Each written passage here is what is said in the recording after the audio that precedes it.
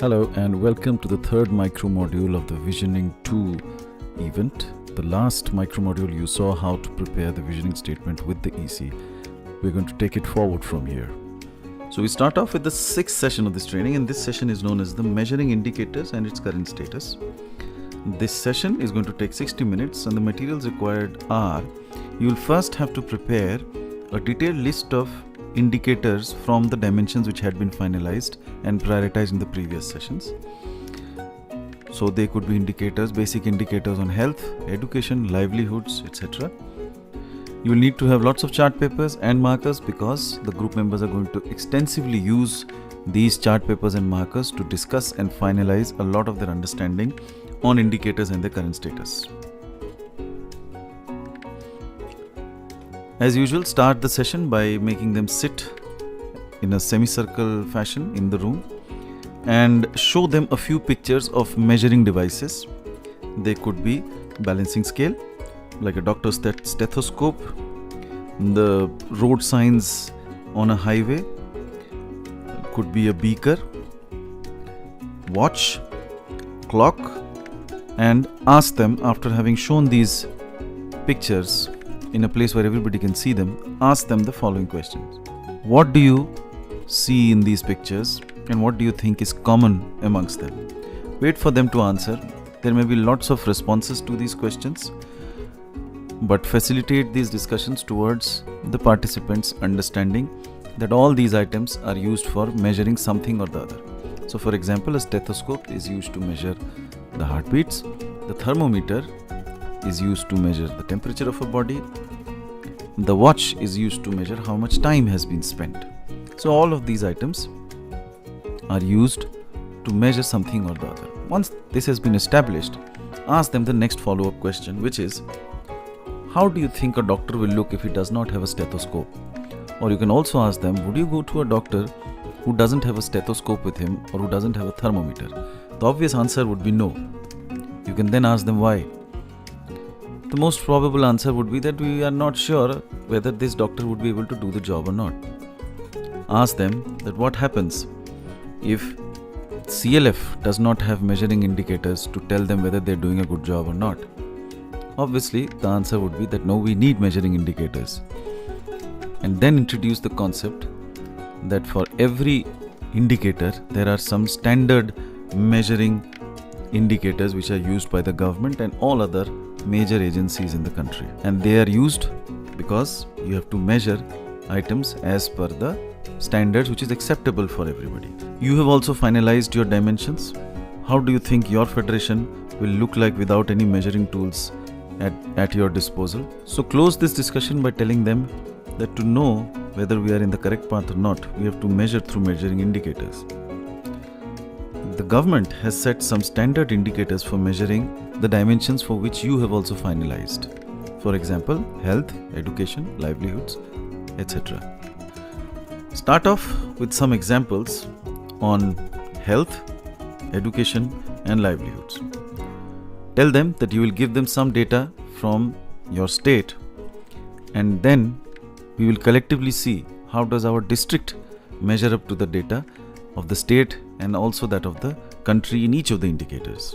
So some of the examples for health indicators are the maternal mortality rate, which means out of 1 lakh how many women dies during childbirth, percentage of women who have anemia, percentage of pregnant women who have completed the 4 antenatal checkups,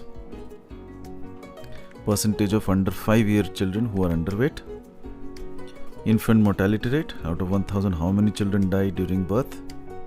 Then go on to education indicators. For example, percentage of women who are literate, percentage of women who have had schooling up to 10 years, percentage of dropout children in the primary and secondary level. Then go on to the livelihood indicators, percentage of households having annual income more than 1 lakh rupees, percentage of households having at least 3 livelihood activities, and so on and so forth. Help the participants first take a look at the national data, then share with them the state's performance, and if possible, share with them the district's performance on each of these indicators. Many times this session helps them develop an understanding which is data backed, and it helps them sharpen their intuitive understanding of the situation in the society. Many times this kind of a session also results into an enhanced realization that the district and the block is way behind the state and the national indicators. This session is done so that the women can realize what is the baseline from where they have to start working with their CLFs in improving and achieving the kind of objectives and targets that they've set for themselves. We move on to the next session, which is called setting of targets for each of the dimensions. This again is going to take another 1 hour or 60 minutes. Materials required here are chart papers and markers. This is the session where, after having understood the baseline, the EC members would now finalize the targets under each dimensions for the next 5 years. So the seating arrangement will remain the same as the previous session. It's an open house discussion, so people will sit in a U shape or a semicircular pattern. You can start the session by announcing the following. All change indicators are used to measure changes in dimensions over a period of time. You have understood the indicators and their current status at the nation, state and district levels. We will now finalize targets that your CLF would want to keep for the next 5 years for each of the dimensions which you have prioritized. Now divide the participants into subgroups according to the number of dimensions that have come up in the previous discussions. So if there are 5 dimensions, divide them into 5 subgroups. If there are 6 dimensions, then divide them into 6 subgroups. So that has to be kept in mind. Once you've divided them into the dimensions, give them a chart where they can prepare a table on which on one hand of that table would be the current status, and on the other hand they would finalize their targets. Encourage the subgroups to sit and discuss and finalize what kind of targets they would want to keep for their dimension. Once they have finished this discussion, they can go on and share what they have finalized for their CLF with the rest of the group. And then after every presentation, open the discussions for suggestions from other groups as to whether they agree or they would want to change, or increase or decrease the kind of targets that has been decided by this subgroup.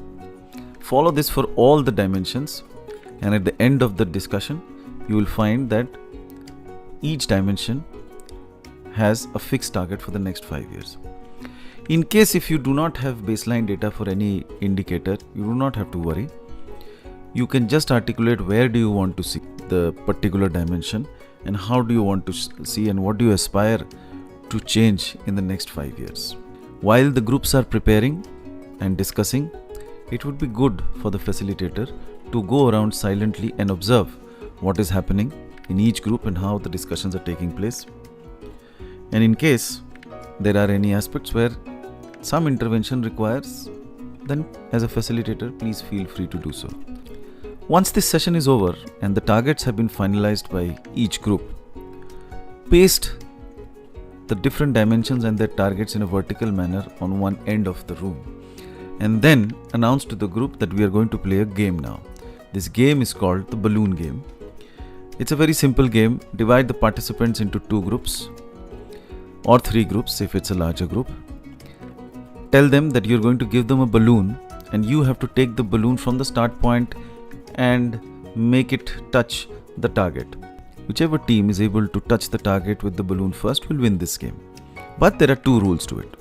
Rule number 1, you cannot touch the balloon with any part of your body or clothes that you're wearing. Rule number 2, the balloon should not touch the ground.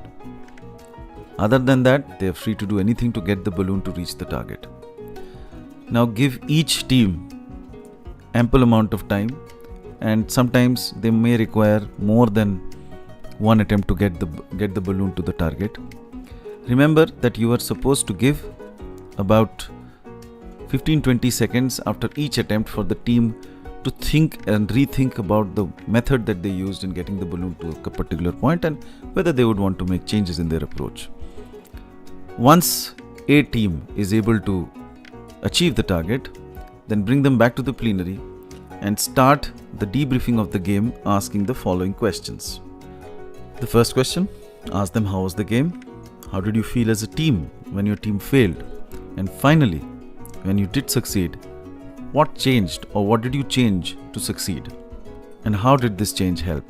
This will help them reflect on their experience and also understand a very important lesson that is coming up, which is a target when set is fixed, but what can be changed is the way in which you achieve that target, or in other words, it is the strategy which can be changed, but the target once fixed remains fixed. Now, with the help of this game and its debriefing, move the discussion towards strategy and help the group understand what is the meaning of strategy. Tell them that it is the how part of reaching the target which is called strategy. Once the group has understood that strategy and setting of targets are two different activities and that strategy can change over time and strategy is the how part of achieving the target, then ask them that you have finalized lots of dimensions where you want to achieve a lot of things. What do you think would be the strategy for each of these dimensions? Once you've asked this question, divide them into subgroups and ask them to prepare their strategy for each of these dimensions which they had finalized. For example, what would be their strategy for health? What would be their strategy for promoting livelihoods? What would be their strategies for promoting education? And so on and so forth. Give them about 45 minutes to an hour to discuss and finalize the strategy. Once it is done, ask them to present their thoughts on what kind of strategies they would want to use. It would be helpful here to mention that the facilitator may have to use some examples for the participants to understand what is strategy. So the facilitator can also pick up one dimension and do it together with the participants so that they are able to understand the difference between strategy and planning. So for example, you can take up livelihoods as an example and ask them what kind of strategies you can think of to promote livelihoods in your cluster so that SHG members have a minimum income enhancement of rupees 1 lakh. So training could be one strategy. Another strategy could be convergence with line departments so that people can gain access to multiple schemes. Another strategy would be to employ trained cadres to help families as they start off adopting new practices in agriculture and horticulture, or as the case may be. So the facilitator can use one dimension to help the participants understand what these changes are or what these strategies are, and then you can ask them to work on the remaining of the strategies themselves. Once it is done, after 1 hour is complete, please announce that now it's time for presentations. Each subgroup will listen to the other very carefully and then they will have to give feedback to the group if they are not happy or they want to add anything to whatever has been presented as a strategy.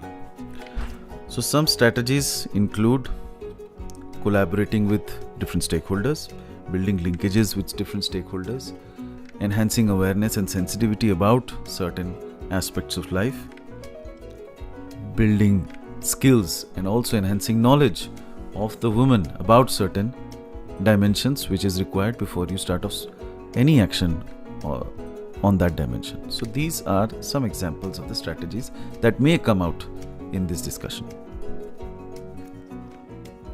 So this brings us to session 8, and this session is known as the Circle of Management. This session is used to help the women understand how to manage any action in the CLF, right from setting an objective to finally evaluating the effectiveness of the steps and strategies which have been taken to achieve that objective. This session is basically a conceptual session. It's going to take 30 minutes and you would require materials like chart papers, markers and whiteboard, and in case if you have an LCD projector with electricity backup, then you can manage with that also. So let's start this session. Again, since it's a conceptual session, you will have to continue with the U-shape arrangement. Ask them this question, that imagine that a few guests are coming to your house. How do you want them to feel when they're about to leave your house after their visit? And what would you do to ensure that they feel the way that you want them to? Wait for some answers. Some would say, or most of them would say, that we would feed them that special delicacy that would make them feel very happy and remember this visit for a long time to come. Ask them the next question. So let's take this example of preparing a delicacy. What do you do when you want to go ahead with this preparing of a delicacy? What are the steps? The woman would respond by saying that we would decide on what delicacy, and then they would say that we would see what items are required, what we already have and what we need to buy. Then we'll allocate some money, we'll send somebody to get that resource or to get those items which are required to make that delicacy. Then we'll start preparing them. We'll decide on what method we're going to use to prepare the delicacy. We will then prepare them, and when we are preparing, we'll keep on tasting them to ensure that the taste is as per our standards. And then finally, once we have the guests in front of us, we'll serve the food. And then once the food is being eaten, we'll definitely ask as to how does that taste. And that compliment which the guest gives, or the response that the guest gives, will tell us whether we have been able to successfully achieve the target that we had set ourselves. Use this example, this very same example, to help them understand the basics of management. Tell them that there are few steps of management. First is to have a dream or a vision. In this case, the dream is to send the visitors back with a great taste and the remembrance of the great hospitality that you are able to give to them. Then you decide on the strategy. What are you going to do for them to have that experience? Whether you're going to feed them, whether you're going to go for a walk around the room, what all activities that you're going to do with them, so that they feel very happy and they feel at home and comfortable and go back recalling that experience as one of their best experiences in life. Then you will start the planning phase, where you decide who's going to bring what items, what kind of items you require, what is there in your house, what needs to be bought. And then you would assign people and give them specific timings when they should go and get those things into the household. Then you come to the implementation, where you start cooking the delicacy. And as you cook, the other next stage also sets in, which is that of monitoring. So the tasting that you do while you cook the food is basically monitoring whether the taste is up to your standards or not. And once it is done, the fact that you ask the visitors that how did you like the food is the stage of evaluation. You want to see what value you have created for the guest. And if the evaluation is good, means that whenever a new guest comes, you're going to use the same method to help them feel at home and get the best experience of their lives. Management also follows the same logic. If you want to work on certain dimensions, you need to have a vision. You need to have a strategy as to how are you going to achieve that vision. That strategy could be an ICRP round. That strategy could be a cadre system and payment of cadre. Having a cadre system, paying them on time and ensuring that they provide right kind of services to the women in the village. Then planning as to when and how, where and why. And then planning, which involves the four major questions: who, where, by when, and how much cost is required. And as you implement that program, the most important part is continuously checking, which also means monitoring the progress, whether it is according to the target that you have set for yourself. And finally, when the task is over, you evaluate the effectiveness of the task and you find out whether it has really resulted into the kind of outcome that you wanted to achieve. If it has, it becomes an experience for you. If it has not, then it means that some changes are required in the strategy. For the federation to be effective as well as efficient, they have to manage this cycle very well.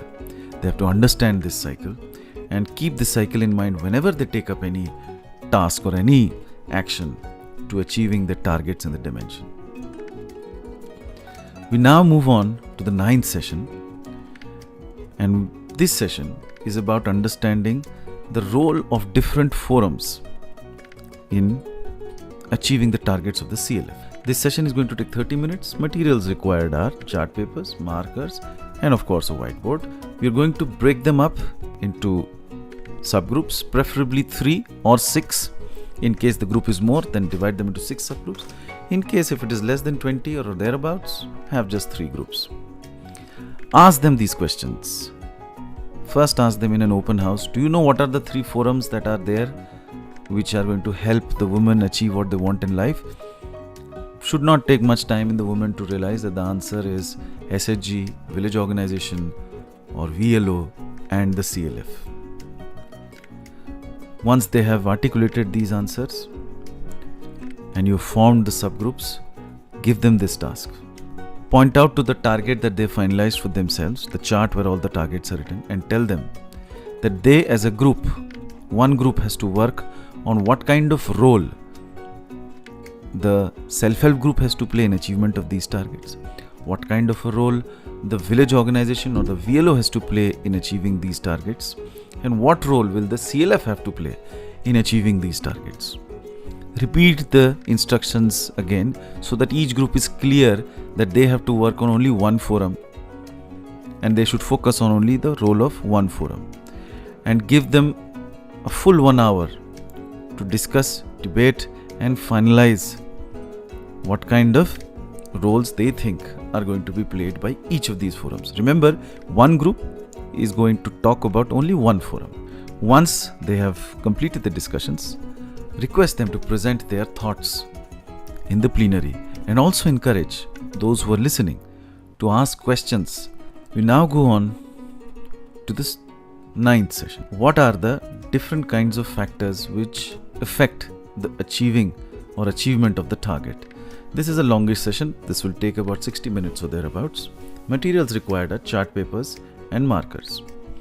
So we'll start the session again, since it's an open house discussion to begin with. We'll start off with a U-shaped sitting arrangements, and you can announce the following: that it's been a very encouraging experience, that all the women have come together to prepare a very detailed strategy and also finalizing the targets that they want to achieve in their CLF. But ask them, do they think that this journey is going to be easy, and wait for some responses.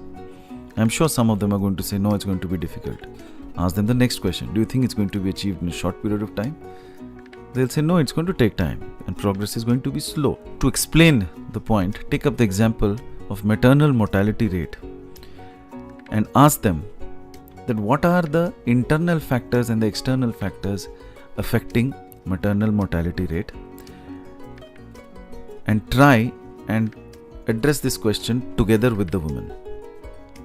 You can do this by drawing this 4 quadrants and start off by talking about the facilitating factors first and then the hindering factors. The facilitating factors will help in achievement of the targets. Hindering factors will obviously prove to be obstacles in achievement of the target. And then you can talk about the different kinds of facilitating factors which are there. For example, a supportive ASHA worker, availability of doctors at the community health center, good infrastructure for health services at the community and the district level are all facilitating factors which will help the CLF achieve the target that they have kept for themselves in health. Next, take a look at the hindering factors: low access to hospitals, bad road conditions, low access to health schemes or low knowledge about health schemes, and low access to health schemes and knowledge about health schemes.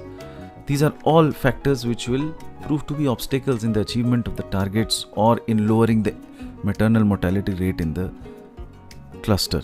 Now we will take a look at the internal factors, which are those factors which are internal to the women and which are going to impact the achievement of the MMR. For example, awareness amongst the SHGs about maternal mortality rate is something which is an internal factor. The VO subcommittee's ability to work on health issues is an internal factor because it is the VO's own abilities. Whether the VO and the members, SHG members, have adopted kitchen gardens or nutrition gardens is again an internal factor because they have to adopt the new practice of having kitchen gardens or nutrition gardens, which they can adopt, and they'll be able to provide for nutritious food in the family. But what are the external factors? of iron tablets, whether the supply of iron tablets is there in the village with the Asha workers, if there is social discrimination. So it is important to note here that external factors are not in our control, whereas internal factors are in our control. And therefore, the first attempt should be to work on the internal factors first and then look at how to impact the external factors. For addressing external factors, one will have to rely on your partnerships with different organizations and collaborators. But as far as internal factors are concerned, the SHG, the CLF and the VO or the VLO will have to rely on their own abilities to convince and motivate women to bring about and adopt the new behavior that you want to change. Now form subgroups as per the dimensions that you have identified first and prepare a list of indicator-wise external and internal factors and then facilitating and hindering factors for each dimension. Give them about an hour to do this so that they can discuss amongst themselves and finalize the list of internal and external factors and also the facilitating and the hindering factors for each of the dimensions. It would be good for the facilitator to go around the groups and see how they are doing these discussions and if required, help them wherever they need help so that the discussions can be useful and fruitful. Since they are doing this for the first time in their lives, please be mindful that they are going to need some support from time and again. Once this has been done, they can then present the whole presentation in front of the plenary with inputs from the plenary and finalize the list. The facilitator should ensure that these charts are pasted at the right place so that the participants can refer to them whenever they require to during the course of the training. We now go on to the last session, which is known as Knowing Our Collaborators. It's going to take 30 minutes, mostly a lecture session, and the materials required are chart papers, markers, and some pictures of collaborators.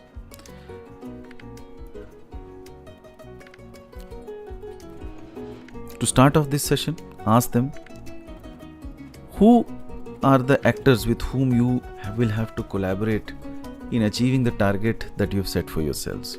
Wait for some responses to come from them and then share this diagram. As you can see, this diagram has got few actors which have been presented in front. The first is the INGO or the government NGO, or in this case the SRLM or the SMME or BMME, who's there to help the CLF, VO and SHG. Then you've got resource organizations who are there to provide trainings. Then you've got the government line departments. After the government, there is the market, and post the market, there are the change vectors or the cadres who are there to help the women achieve the target that they have set for themselves. Help them understand what are the differences between these actors and the kind of roles that they're going to play in the CLF, VO and SHG achieving their targets. This brings us to the end of the Visioning 2. Please remember, the facilitators, they have to instruct the leaders to ensure that the charts are maintained, because the same charts are going to be used in V3, and also help them understand that they now have to take and share the learnings from this training with their respective VOs, so the message goes back to the SHG members so that they know what is happening post their visioning, which had happened a couple of weeks back, and they are able to connect that whatever they had contributed in terms of vision for their villages is now being used by the CLF leaders to articulate and finalize a solid plan for the CLFs to start working upon. So that brings us to the end of V2. We hope that you will join us for understanding the V3 in the same manner that you joined us for V2. Till then, cheers. Thank you.